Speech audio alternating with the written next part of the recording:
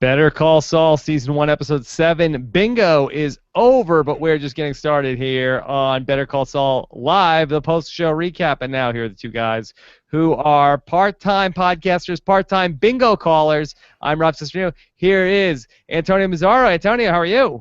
Rob, I'm doing well. Are we square now? I figure if I'm doing this podcast with you, we're square. We're square? We're square. We're All square, right, Antonio. I always knew I was square. We're ready to go. We're live here back on Monday night after Episode 7 of Better Call Saul, and very excited to be back with you, Antonio. Yeah, it just seems like only a few days ago, Rob, we were together in New York City. Only a few days ago we were together in NYC, and now here we are back on the podcast, and very excited to talk about a fun episode of Better Call Saul. Maybe not as good as last week. No, not as good as last week, but we did get a great kind of wordless caper those few minutes that Mike was looking for the money. So that in and of itself was worth the price of admission for me. But is Mike the best part of Better Call Saul? It's rough. I think so far, he's doing a lot of fan service and making a lot of people happy. So to say Mike's the best part is hard because I don't think it's doing enough justice to what's going on with our man Jimmy McGill. But so far, it sure seems like Mike is the best part. Is it the best part for you? I think so. I mean, would this be better? This is a first world problem. If this show was called I Like Mike and Saul was the supporting character on I Like Mike. This is a tough question to ask. I really is not. I think it's a question that the creators of this show really have to be careful with their Mike use, not to let people really entertain. I think good. He's too good. I mean, he's just.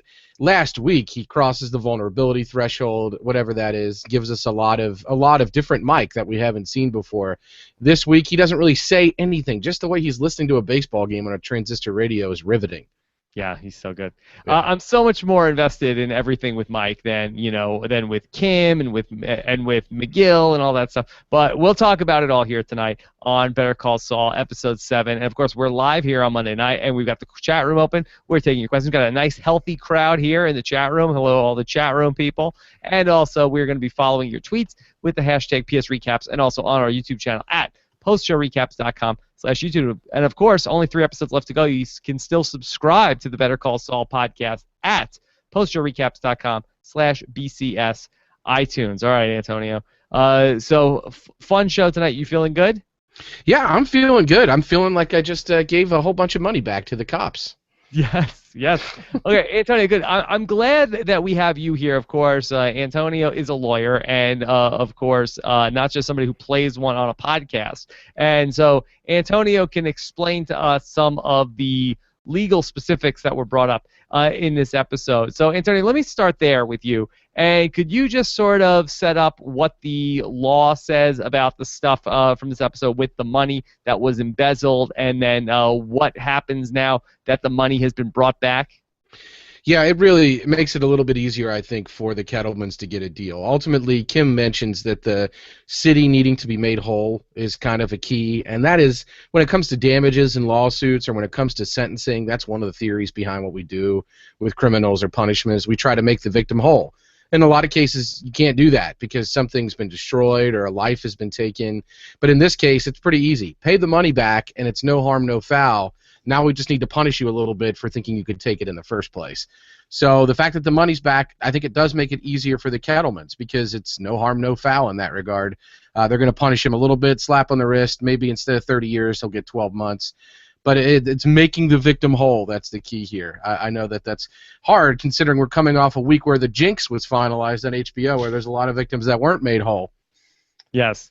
That's a different post-show recap. That's a different post-show recap. But, Antonio, so if the money then goes back to the DA sort of either anonymously or does it go with a note from Jimmy that says, here's your money back, signed the Kettlemans, is that... I mean, if the money, is there a difference with whether it comes back one way or the other? Maybe. I mean, it probably goes back anonymously or with a note saying that this has been returned at the instruction of the Kettlemans. But if it goes back from the Kettlemans, they're going to get a lot more leniency from the court because they made good. They went through. I mean, if the police recovered on their own with no help from the Kettlemans, obviously that doesn't look as good for the Kettlemans. When it comes to something like a plea deal, the prosecution is going to make an offer. The state or the judge doesn't have to accept that offer. If they think the prosecution's making too light of an offer, the judge can just say, get it out of here. That's not good enough. Go back. These people need to serve more time.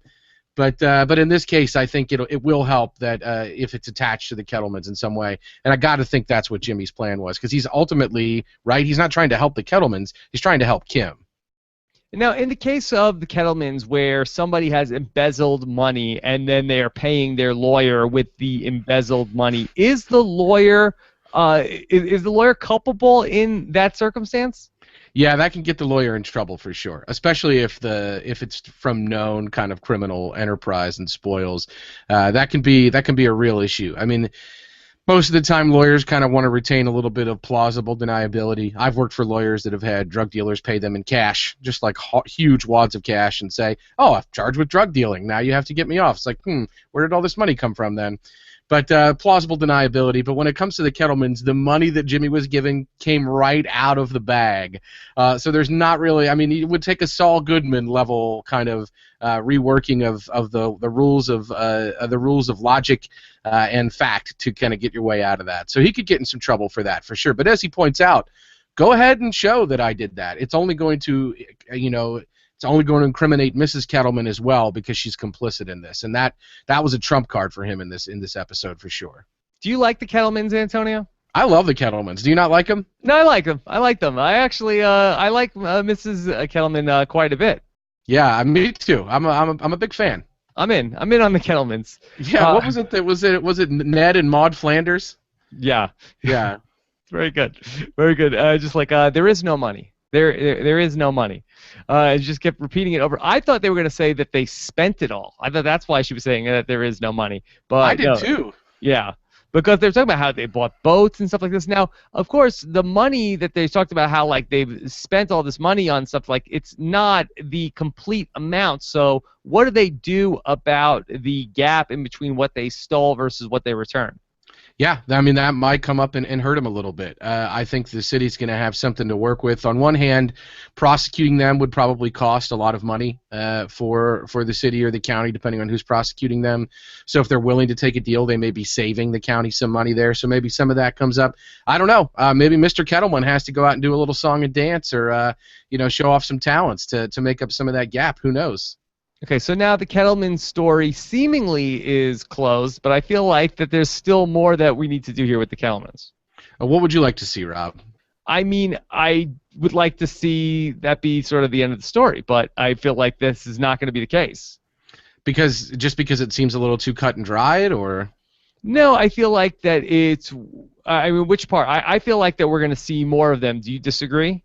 Yeah, I think it's. I mean, I feel like it's done. I feel like we might see more of them kind of as background characters, but I feel like this story about them taking the money was sort of tied up in a nice little bow. They're going to go back, and they seem to have accepted that what the best thing for them to do is to have Greg Kettleman take the deal, serve a little time in jail, and get back out and start on his feet. That doesn't mean we're not going to see from Mrs. Kettleman while he's in jail. I think what ultimately happens is I think the people that run the show like the character a whole lot, would probably like to use her again if they can get the time from the actress. I'm sure they will find a way to use her again. But I think this story about the money is good to go. I mean, I think it's done. I don't know. What about the Nacho side of this story? Do you think that comes back up at some point? In terms of him wanting to rip them off, and now that it's all done, he's going to feel like that Saul burned him or Jimmy burned him somehow, or do you mean just Nacho in general? Yeah, do you feel like that part of the story is just also case closed? In terms of Nacho with the Kettlemans, I do think it's case closed. I think he stuck his hand a little too close to the fire. He realized he got burned, and he knew the heat was on him, so he's kind of backed off. If the money disappears and they go down for it, he'll just feel like, oh, I missed out. But that said, you got to remember the last thing he said to Jimmy, basically, even though Jimmy kind of told him, like, if anybody reported you, it was because they cared about those kids. The last thing he said to Jimmy was, like, you ratted me out. There's going to be consequences. So I don't think we've seen the last of the consequences of Jimmy kind of telling on Nacho and kind of working how that whole thing went down. But I think as far as Nacho with this money, yeah, the aftermath, though, I think we're still going to see something play out for sure. Okay. So the episode started off with a little bit of a follow-up from last week's, but really not much else about last week's fantastic episode where we had the cop that came in, that flew into Philly, that had the relationship with Mike. We saw Mike, and a lot of the shot was framed around these wanted photos. Antonio, was there any significance for you in terms of all the mug shots that we saw? Well, of course, I was watching him like a hawk to try to see if we could see anybody. Did you happen to see anybody turn up?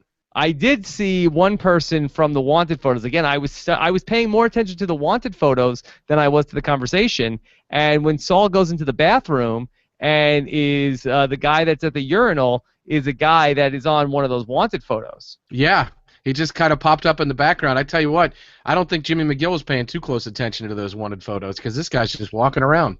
Yeah. So do you think that that was just like a little bit of an Easter egg in this episode, or do you think that guy is going to turn up to be a player this season? A play. I think that it was probably an Easter egg. I don't know. Are we going to see a urinal player? Is that what we're going to see? I don't know. I mean, I'm sure tomorrow we're going to have people who went through the screen caps and go through, every single character in the history of Breaking Bad, but nobody really jumped out except for this one guy that shows up at the urinal, and I wonder if he's going to be a bigger figure in these final 3 episodes.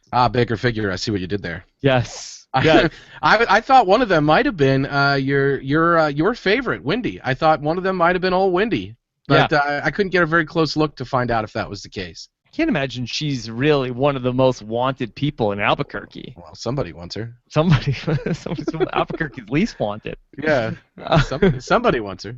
So I'm sure more information will come out on that as it develops. But where do you think this Mike storyline is going? Well, I do think that it's interesting that he left it to Stacy, knowing what we know about Mike entering the Breaking Bad universe. Of course, he's not in jail. Spoiler alert! Throughout Breaking Bad, so I got to think it goes pretty well with the daughter-in-law. But that's good of him to kind of leave it in her hands and feel like he said his piece to her and trust her. Mike Bloom and I got in this huge discussion last week about the timeline. We had a few questions about it, and so we really kind of spent a lot of time talking about it. And I think ultimately the upshot is just that things were rocky for a period of time between Mike and that daughter-in-law, and that things probably will be maybe better now that he's kind of come clean to her a little bit and talked to her about exactly what happened, leaving out the details of specifically what he did. I think that it's going to probably go better because he's given her that closure. So I think he'll be okay. As far as it goes, I think we got a great payoff to that storyline with Mike at the latter part of this episode, with the fact that he was left sort of owing Jimmy. And he's like, send me the bill, whatever. The bill came due in the form of that great caper that Jimmy asked Mike to pull off. So I'm hoping Mike can get in some more trouble and owe Jimmy some more favors, because no matter how many of those they do, I'm going to love every single one of them. He's so good. He's so great. It's just going through all these things, and we saw it a bunch of times in Breaking Bad also. And Mike is really just fantastic on the move, because he's not really a small guy or fast. Like, he's sort of like this big, slow guy, and he moves so slow, but he just manages to get through all these things. Yeah, he's deliberate. I mean, I was thinking, the lights go off in the Kettleman house in this caper, and he's just kind of walking around like Batman, just doing what he wants, entering through his second-floor window somehow, and just kind of walking around up there, not seemingly with the care in the world about anybody finding him, because he's just such a bad dude. Like, he just does whatever he wants. Mike is too cool, man. Yeah, he's really fun. So, in terms of this cop from Philly, I mean, where do you think that this story ultimately is going? Do you think that we're going to see Mike get into more hot water with this? I don't think so. I think that this is the end of it. I think that it's the younger cop is sort of hot-headed. The older cop wants to calm him down. There's obviously a dynamic going on there. And like I said, we know that Mike doesn't end up in jail. And I have a feeling that Stacy the daughter-in-law is gonna probably give Mike or give the cops some kind of half story or a little bit of information that will ultimately help them, I think, and help them in terms of not getting Mike, but help them kind of put it to bed like the older cop wanted to do. Like, just say, look, she's gonna tell us something, we're gonna eliminate you. That'll be that.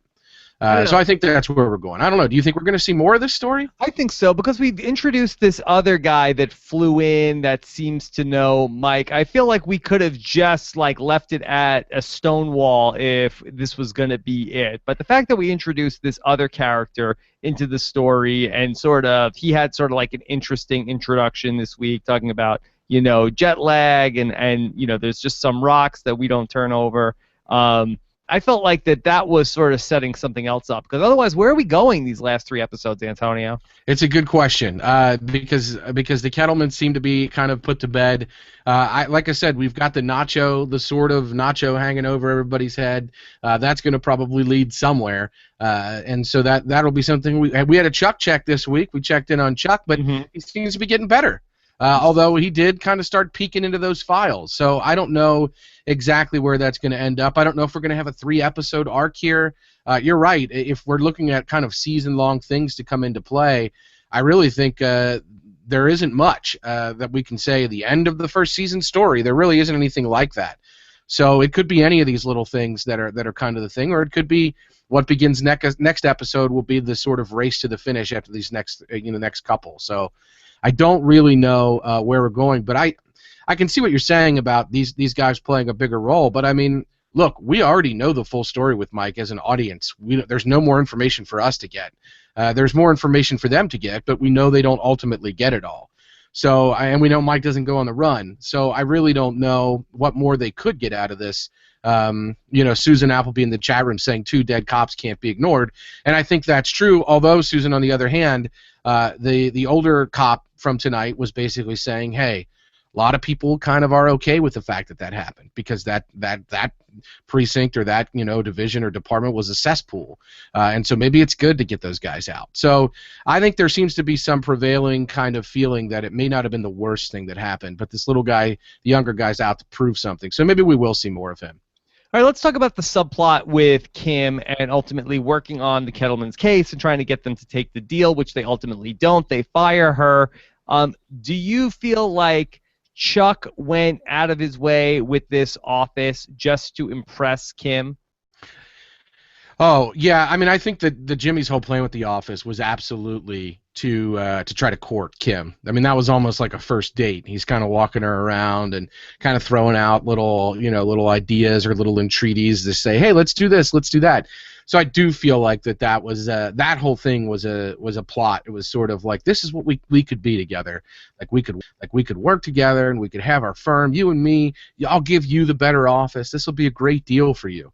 So I do think that was a big part of his full court press to land her, and she was impressed by it to her credit. But it's asking her to put aside a lot to get this done, and ultimately it's interesting that he's ready to give all that up just for her.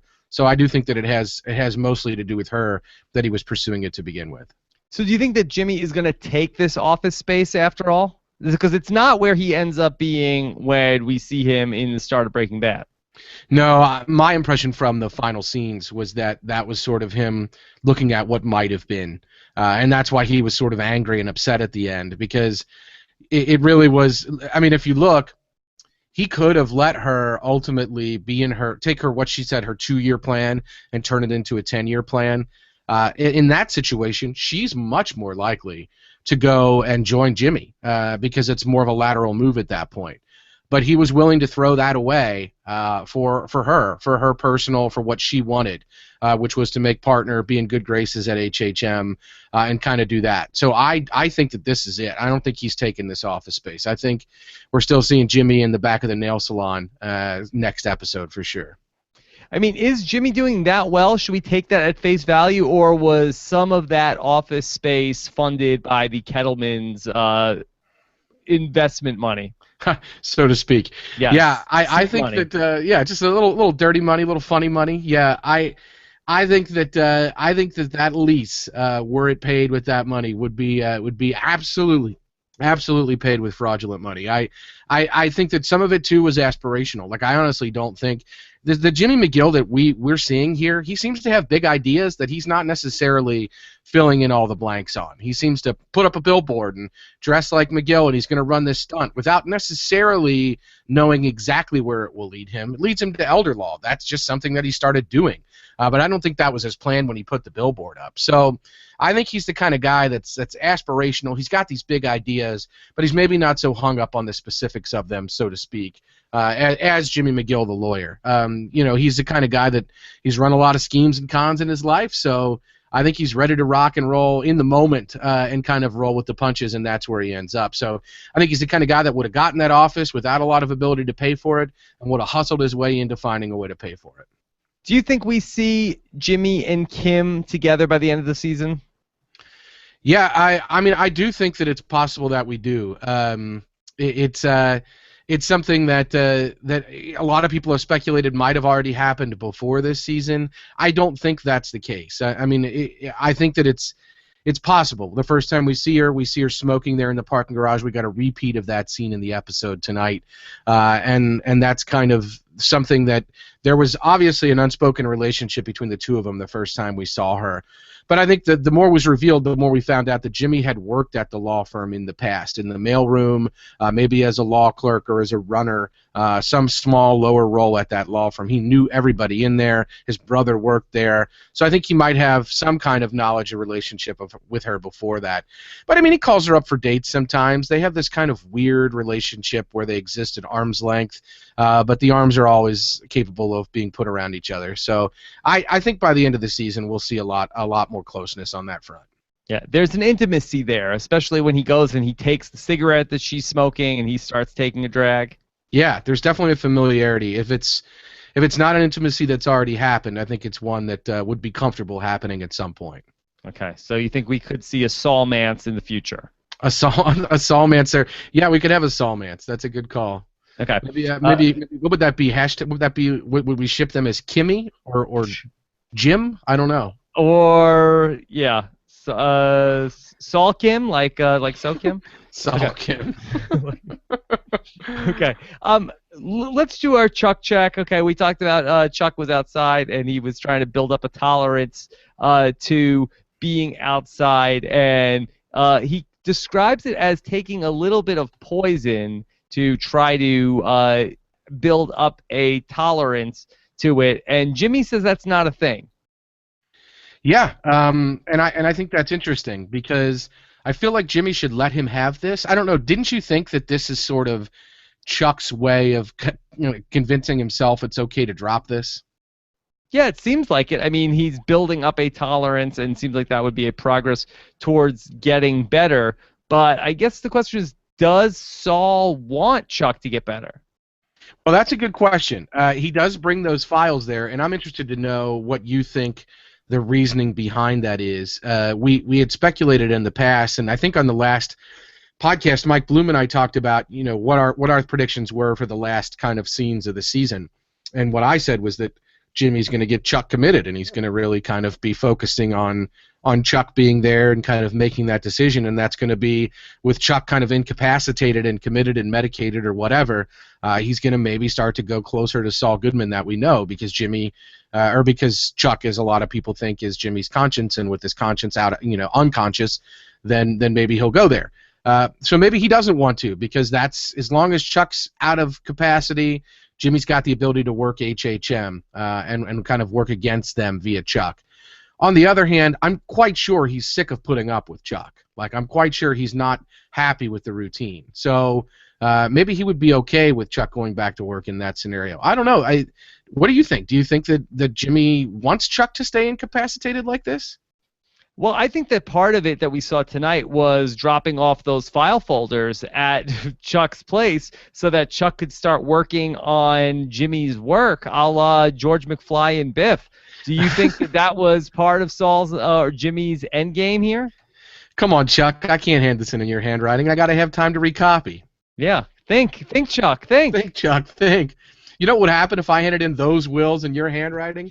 I would get fired. You wouldn't want that to happen, would you? Yeah. Your space blanket's untied. That,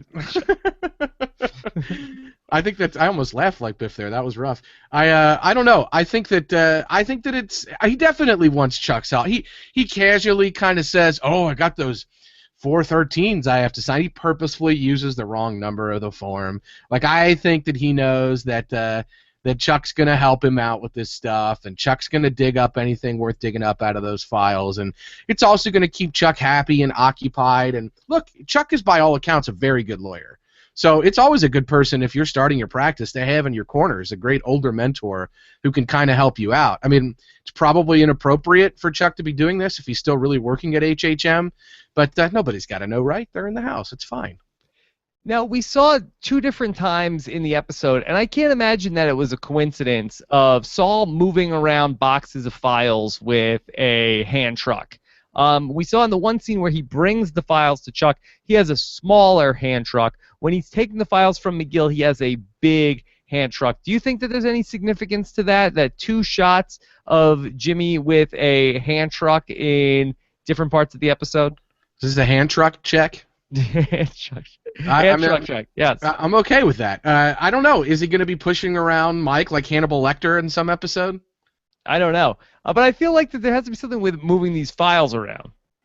Yeah, I thought the Kettleman's thing was mainly to kind of underscore just what kind of, physical representation of exactly the mess that he was taking on. Because at the beginning of the season, all he wanted, he was so desperate for the Kettlemans. That's all he wanted. And now when you actually look at it, when it comes down to brass tacks, or when you see it, quote unquote, on paper, I think it's obvious that it's a lot to take these people on. It is literally banker's box after banker's box of files. And then Kim underscores that when he brings the files out by saying, oh, they have him so dead to rights, he wrote checks to himself for expenses. Like, this is such an obvious embezzlement case. And so I think that at least the Kettleman files are meant to represent that. I mean, I do think it's interesting that he brought the files in to Chuck's house. Again, I think that's by means of saying, look, there were so many files. I'm doing so well that I had to move them all with a hand truck. I couldn't just carry a box in and sit it down. It's this many files. So I think that's a big part of it. Is in one scene he's using the hand truck to make an impression on Chuck, and in another the hand truck is out to make an impression on Jimmy. Okay. I want to bounce around and talk about a couple things. One of the shots tonight in the episode was a shot very conspicuously. Was that a caterpillar coming out of a cocoon or going into one? I felt like it was emerging from a cocoon myself. I don't know. What did you think? Well, I feel like that's the case. I didn't stop and go back, but I definitely was a caterpillar and a cocoon. And is that a very opaque reference to Jimmy at this point? Is Jimmy the caterpillar? Or is it Chuck? Because it's right before we go into Chuck's house and we see he's literally emerged from his cocoon, whether it's space blanket or whether it's couch. He's literally emerging from his cocoon and soaking up the sunlight like something might. So I don't know. I don't know who's going to really reach Chrysalis. Maybe this is another Silence of the Lambs thing. Maybe the hand truck and the worm. Maybe that's all part and parcel. Maybe we're going to get Hannibal Lecter by the end. It's going to be a crossover with the TV show Hannibal. Wow. We're going to get Will Graham. That's going to be one of his clients. Is Will Graham? Who knows? With Hannibal coming back. Yeah. So very interesting that we got that shot of the butterfly in the cocoon. When we were going through the sort of so Jimmy ends up going through his legal books, and he gets to the E chapter, and he's trying to get to embezzlement, but he stops at electricity before he gets to embezzlement. Can't be a coincidence, right? No, that's a good catch, Rob. I kind of didn't even think about the significance of that when I was watching it, but I don't think that's a coincidence at all. I think that there's definite. I think like the guy in the background, like the urinal's most wanted guy. I do think that that's there for a reason, and it's not just because electricity comes before embezzlement in the alphabet. I mean, maybe it's a happy coincidence, but they didn't have to show it. Okay, so if Chuck is some sort of representation of Jimmy's conscience, what does the electricity have to do with this? You're going to shock the conscience. Shock the conscience? Yeah, I don't know. the thing is, like, so let's say for a second that Chuck is Jimmy's conscience, and I'm not sure that he's like a Jiminy Cricket kind of thing, where he's literally that. Like, I think it's something in the mold of Chuck represents the good that Jimmy could be. Chuck is the one driving Jimmy to be good. Chuck is the one pulling for Jimmy to be good. Chuck is the one pushing Jimmy in that direction. All of those things. And if Chuck kind of disappears from the picture, he doesn't have that angel sitting on his shoulder. He just has everything else that's his natural sort of desire for being that Chuck can kind of help influence. But once Chuck's out of the picture, the real Jimmy McGill comes out, and maybe he does emerge from his cocoon. And so I think that's a big part of it. It's like saying, if Chuck's his conscience, then anything negative that happens to Chuck, especially something that Jimmy's responsible for, is something that ultimately will shock the conscience and will really put Jimmy in a position where he's forced to evaluate who he really is. Okay. Let's touch on some of these episode titles for Season 1, Antonio. Now, tonight's episode was called Bingo.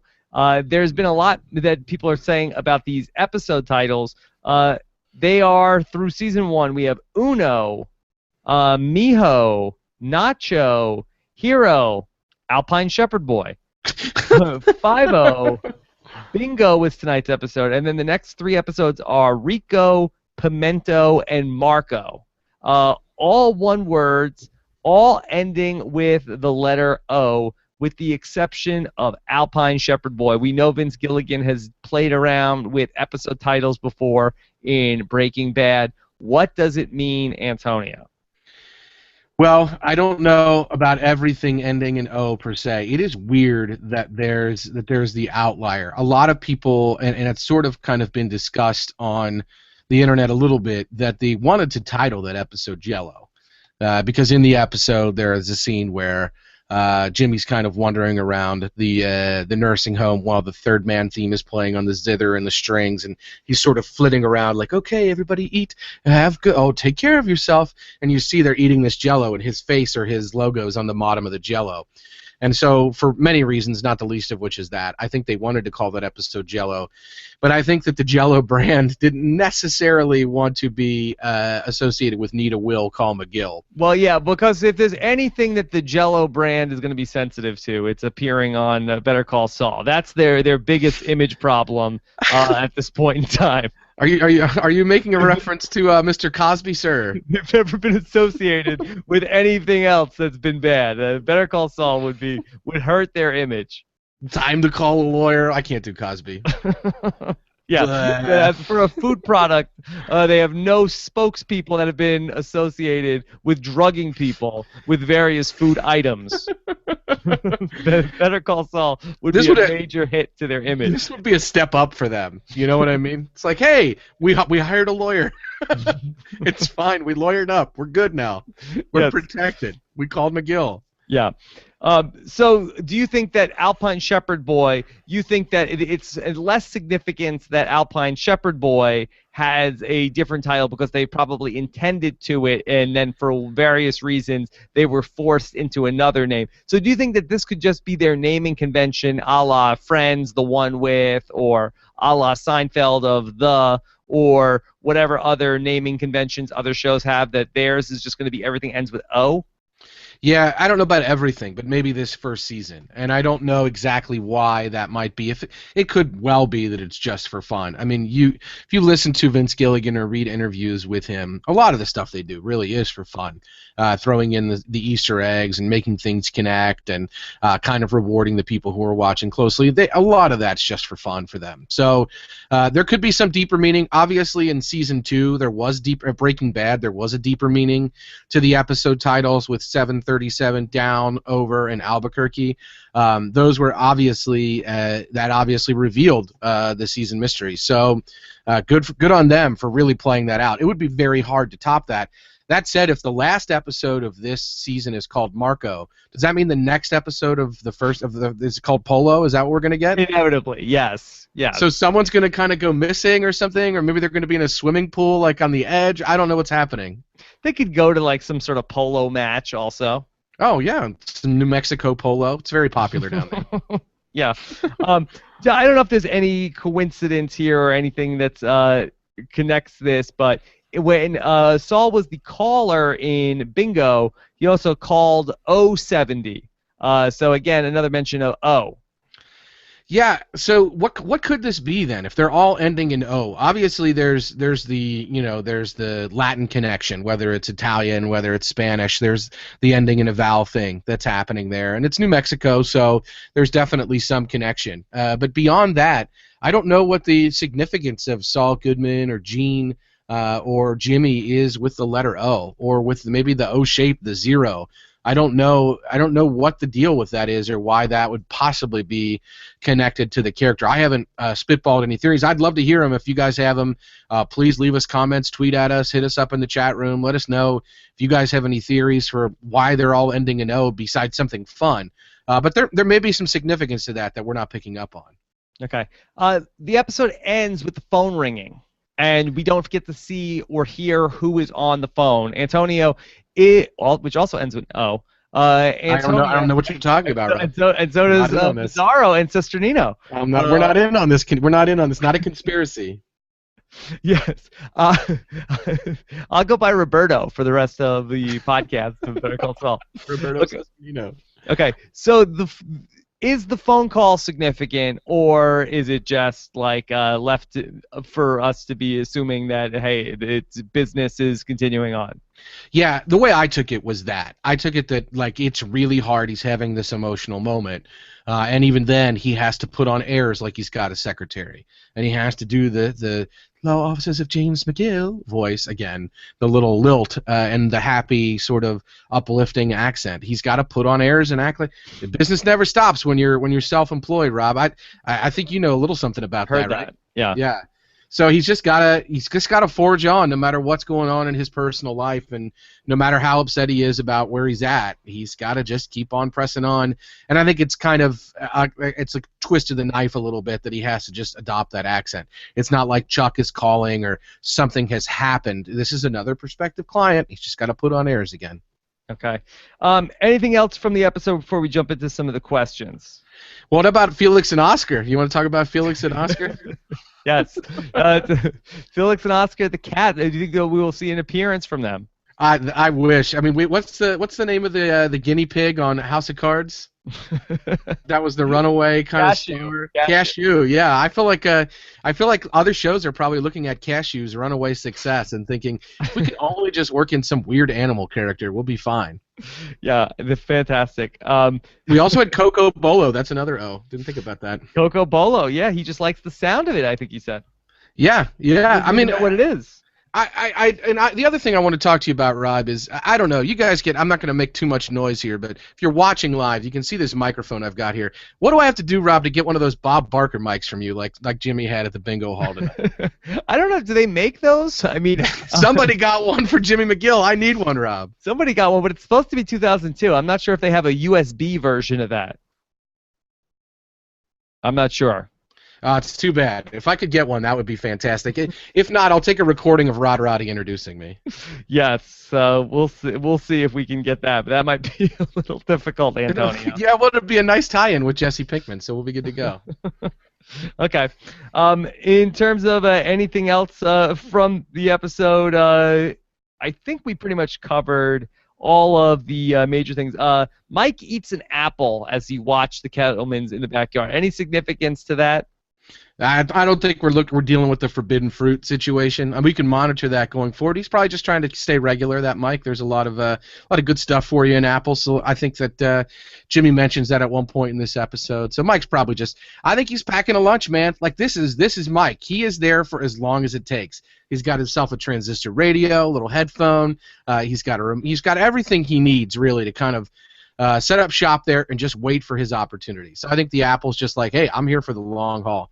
I got to think though that this is Jimmy's got to find ways to get Mike and his debt some more, because that's too good, man. Having him on your team is it's like Harvey Keitel in Pulp Fiction. He's a cleaner. He really is.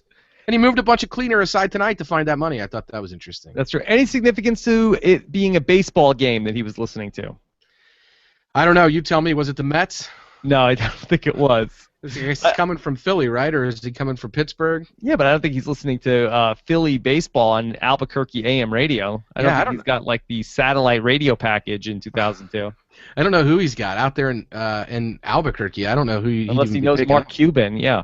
I Yeah. don't know. So yeah, maybe is it a minor league game? I didn't recognize any of the names. No, I didn't either. I have no idea. Maybe he's listening to maybe he's got a good hookup here. Maybe he's Height of the steroid era. Yeah, he's probably interested in some records chasing going on. Ball is juiced.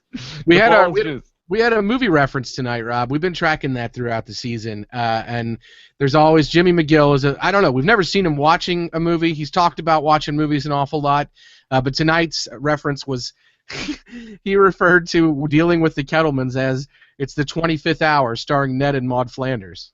Okay. Yeah. Yeah. So 25th hour was your reference for the night. Yeah.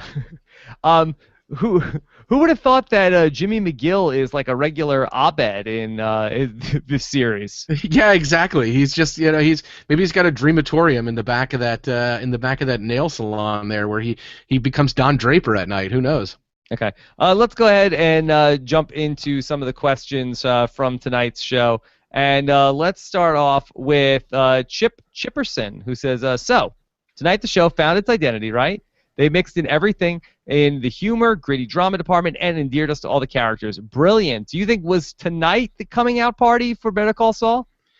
It's tough. We talked about this last week. Mike Bloom was not so on. He loved the episode, like the episode was universally loved by all, it seems, but he didn't necessarily feel that great about it because he felt like, well, what is this show? I mean, is it the show that we just watched with this great long character backstory of a character that we traded so much on from another show? Is it the show we've been watching with Jimmy McGill, and it's some funny, some dangerous, and he's talking his way in and out of trouble?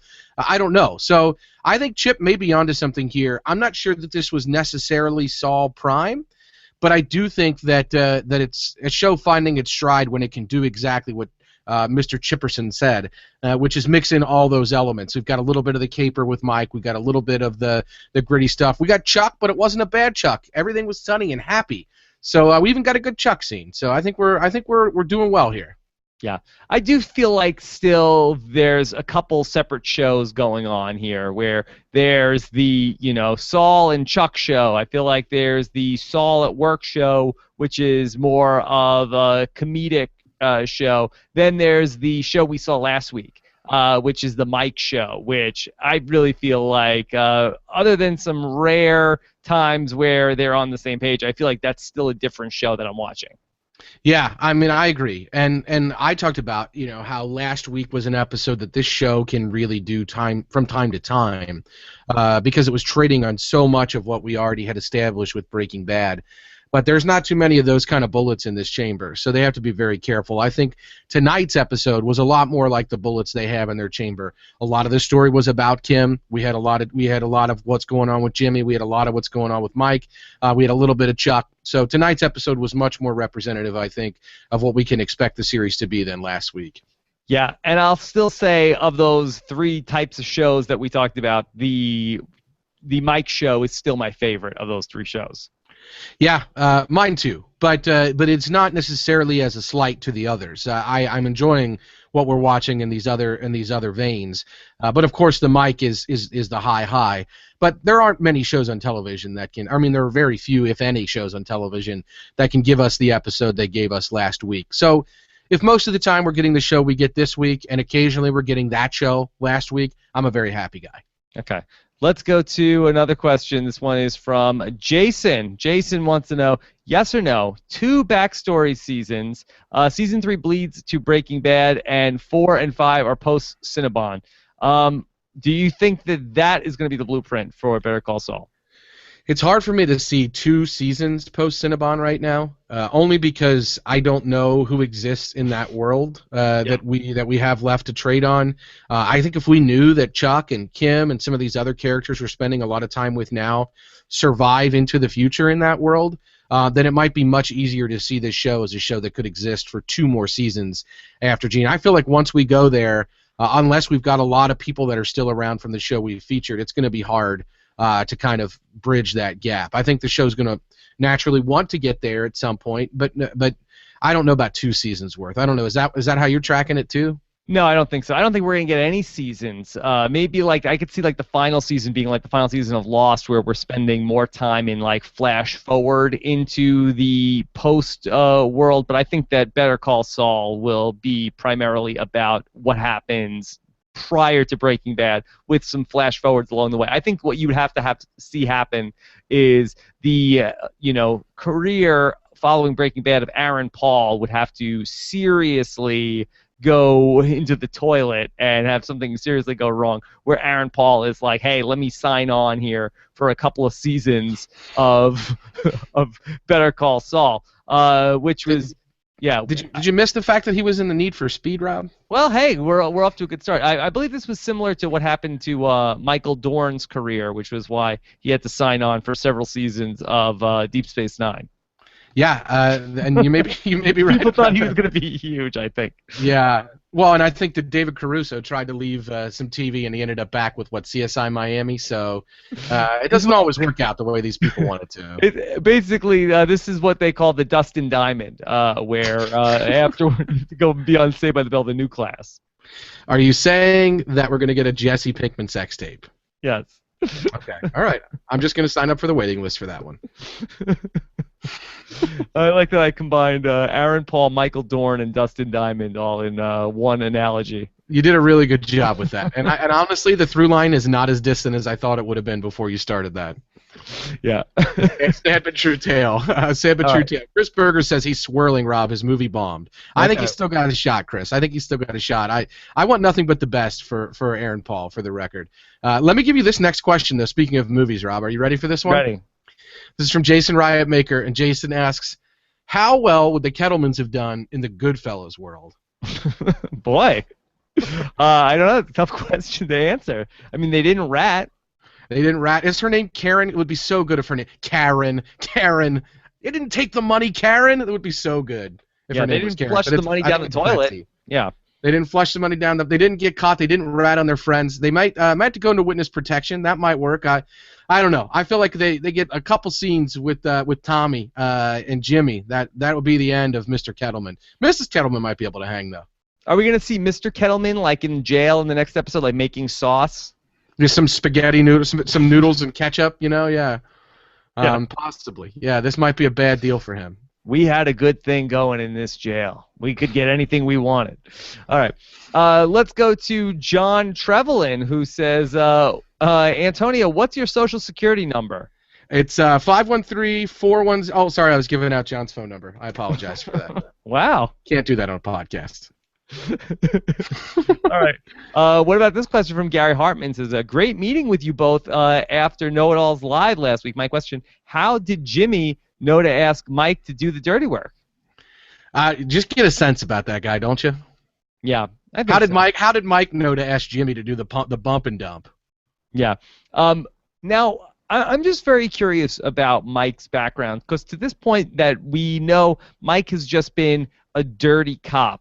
But Mike doesn't seem to have at least done the things that we know he will do by the time we get to Breaking Bad. Is that fair to say? Like, I know the last time you and I talked, there were more questions about what's Mike's background to this point. But do we take Mike's story at face value that he was just a cop, and a dirty cop to this point, but not necessarily like the assassin that he is going to become by the time Breaking Bad comes along? I think so. I don't know that he is as kind of far gone as he will possibly get. I think he's very jaded, and I think that he feels very let down by himself and by the system that kind of ground his son out. And so I think that a kind of jaded, burnout kind of guy that's in his position is in sort of a dangerous spot. Like you'll notice last week, I thought this was a great scene when he's in the cab. And the cab driver's like, where do you want to go? And Mike's like, how well do you know this town? And the cab driver's like, I know it pretty well. And he's like, you know it real well?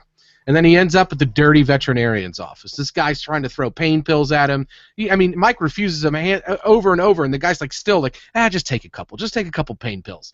So this dirty vet, like, I got a feeling that Mike knows who to ask and what to ask to find his way into the sort of underworld if he wants to find it. And so my question, I guess, really is, it isn't so much like how did Jimmy know to ask Mike, because Mike knew to ask Jimmy. I think that these two kind of can smell each other out a little bit.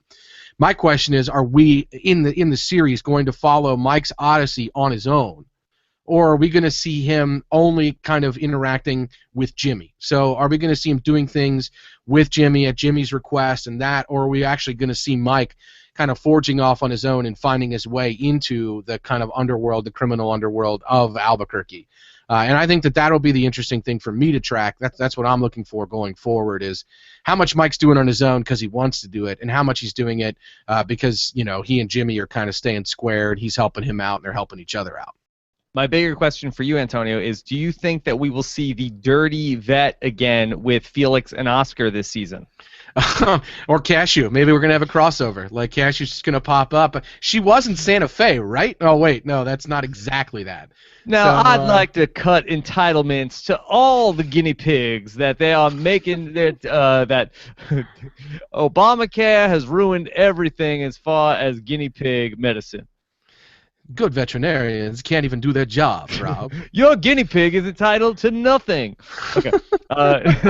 You just missed doing Frank Underwood because House of Cards is over. It's over. I get to do an impression for 13 days, and that's it. It's over, and you were just getting started. Yes, I know. It's terrible. Yeah, well, I gotta say, I think we're gonna get more of Mike kind of nosing his way through the underworld in Albuquerque there, and he may be bringing clients to Jimmy, is what I'm thinking is gonna happen, and I guess we'll just see how that plays out. Okay, a couple more questions real quick. Johnny D. Silvera, speaking of House of Cards, says, how were the Kettlemans able to stash all that money after Jimmy caught them before the authorities arrived? It's a good question. Did they put it on that remote control truck and drive it upstairs? I'm not sure. No, were the Kettlemans home when Mike went in their house? See, that's the thing. I don't. If it happened, I missed it. I did not see them leave. I saw them finding the money on the remote control car. He comes inside, shows her. She kind of sits the kids down and really gives them what for. Then she goes upstairs to kind of put the money away. All the lights in the house go out. Then sometime later that night, I assume while they sleep, Mike is walking in there and pulls the money out. And I feel like that's how it went down. And I think that they were home and just in bed sleeping when that happened. So Mike really had to case that joint out pretty good. And, it's thankful. I'm thankful. Everybody has to be pretty happy that the Kettlemans live in a house that is so visible from the side. Like, you can literally see almost the entire house from one side. Great shot, though. It was, really interestingly shot that you could see the lights go on. It's like a rear window of every single room in the house had windows that you could watch what they were happening. Yeah, that was, you're right, Rear Window's a good call. And Rear Window, by the way, will be in theaters this week. Whoa, really? Yeah, it's being re-released. I think it's on the 22nd and the 25th. I'm not working for AMC or anything, but well worth, if you haven't seen it, go out to the theater on one of those 2 days and check it out. It's one of my favorites. AMC, the channel that broadcasts Better Call Saul? I was thinking of the theater chain AMC, owned by Magic Johnson. Are they related? My not boss. I don't think they're related at all, no. Maybe they are, and I'm just not sure. Okay. All right. Let's do two more questions. Riot Maker says, who else stared at that wanted wall to see a familiar face?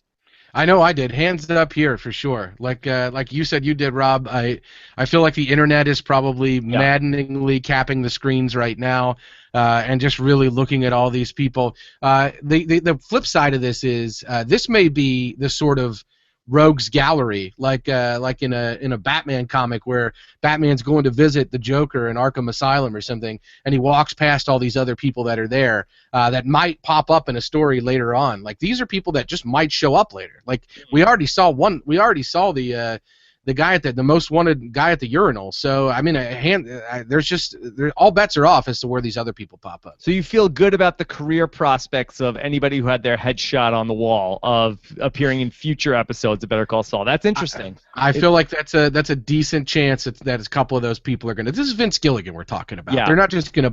You thought the fact that we saw the guy in the bathroom means we might see him again. I think that's true. It's possible. I think it's also possible anyone we saw on that wall is fair game for sure. Because, it wasn't just that they were in a room where the wanted signs were on the wall. the shot was framed where the conversation that was happening was barely in the shot. Yeah. And the wanted signs were framed like they were the important part of the conversation, as opposed to like we were just seeing like almost like the neck and shoulders of the two people that were talking. Yeah, in some ways I did wonder if it was like they were foreshadowing, like this wanted wall will someday have just the faces of Mike and Jimmy on it as well.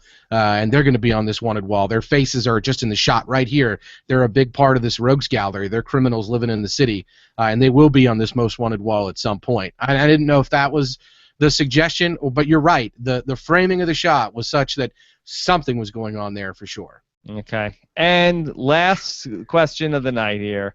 Raymond Yamarillo says, when will we see Gus? That's a good question. I gotta say that I think we will see Gus. Are we on the same page with that? I think we will. If we see him at all, I think it's like the last shot of season 1.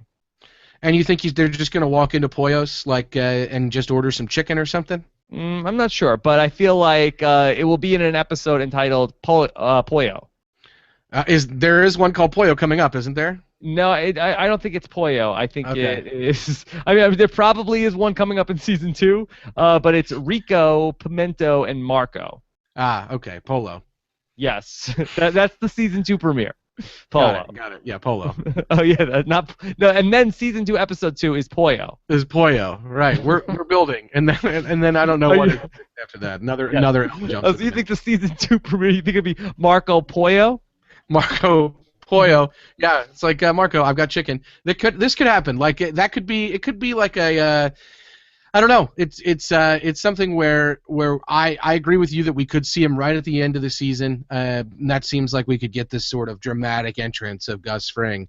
But I think it's far more likely that the first time we're going to brush characters with one of those big 3 from Breaking Bad. Those being Walt, Jesse, and Gus, that it's just going to be kind of a background thing, and it's going to be a really chilling moment, but it's not going to be something that drives the narrative forward right away. It's going to be something that evolves over time. Yeah. And so, yeah, I think that's the first look we're going to get for sure. At some point, we will see Walter White. At some point, we will see Jesse Pinkman, but not for a while. Right. I think that's right. Yes. All right. Gus probably sooner, because Gus was involved in some way.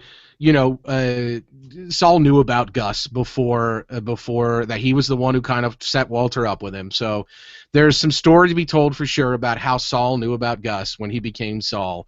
And so Jimmy meeting Gus is going to happen at some point. Yes. All right, Antonio.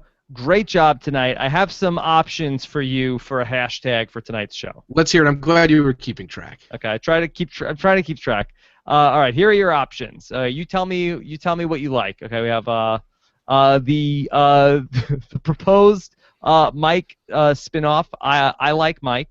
I like Mike. Right. We have 2 options for the romantic entanglements of Saul. We have either Saul Mance or Saul Kim. Saul Kim is pretty good. That's going to be tough to beat. I like your recurring phrasing of Rogues Gallery. Yeah. I like that as well. We have also Marco Pollo.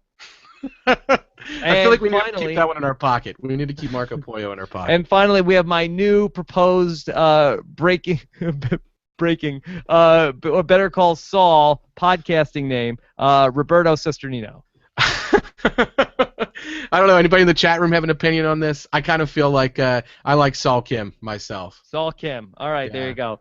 Saul Kim is your hashtag here. And now, Antonio, only 3 weeks left to go. Can you believe it? I can't believe it. I'm getting a little sentimental already, Rob. I'm getting a little choked up. I really feel like this has gone by very fast.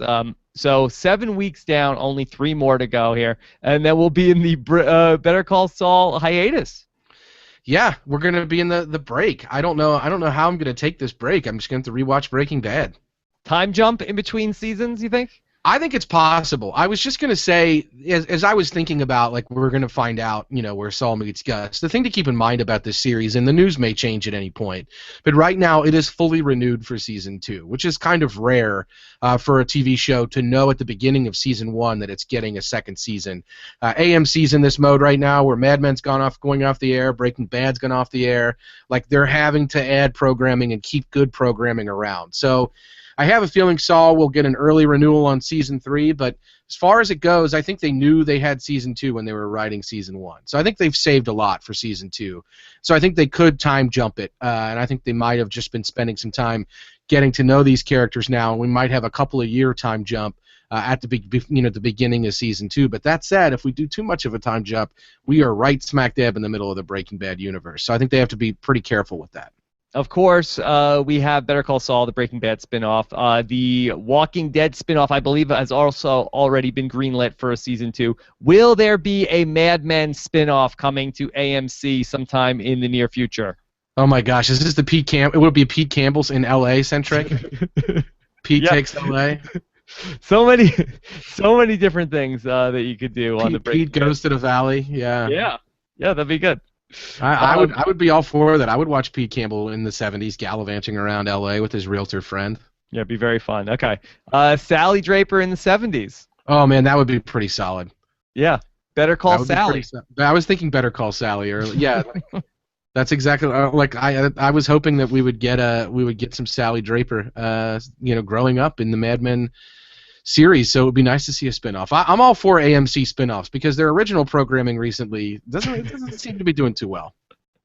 Winter Sun, I don't know. Like that's no thanks. All right. So you don't want to see Halt and Catch and Call Fire? No, I'd like to see Low Winter Saul. I would watch that show. But Halt and Call Fire, not so much.